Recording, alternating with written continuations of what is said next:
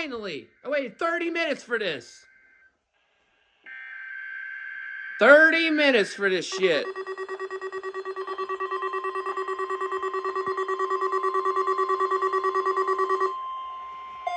Oh, there it goes, the WR120. This one didn't do nothing. The preceding signal was a test of weather radio station WXL70's public warning system. During potentially dangerous weather situations, specially built receivers can be automatically activated to warn of an impending hazard. Tests of the signal and receiver's performance are normally conducted between 11 a.m. and noon each Wednesday. If there had been a threat of severe weather, the test would have been postponed until the next available good weather day.